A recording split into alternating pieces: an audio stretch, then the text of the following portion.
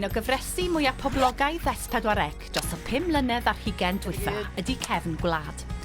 Ac mi gafon ni gyfle prin i fynd tu ôl i lenni'r sioe a chael sgwrs hefo'r criw sy'n gyfrifol am ei gwneud. Gofyn i bach am eich ffarm. Siwan Haf dwi'n cyfarwyddo Cefn Gwlad a heddiw da ni yn ffarm Llwyn Brain yn ganol Ceredigion braf. OK, Dai? Oi, what's that, love? Felly, sut brofiad ydi o cael gweithio fo'r dyn ei hun, Dai Jones? Wel, Dai Jones, mae'n drysor cenedlaethol, mae o'n broffesiynol bob tro, yn fodlon siarad efo rywun am rhywbeth. I've got it, yeah. Shall I go down? What's your name again? Emrys. Emrys. That's well Welsh, isn't it? Yeah.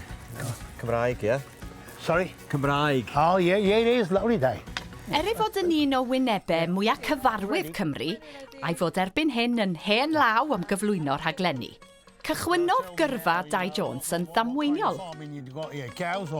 Well, I had a call from this Welsh television group, S4C, about 40 years ago, and asking me to present. I thought, God, present what? It was this Cyfres Gwlad, you see, and I thought, wow, I'll give it a butcher's. It's a nice little earner.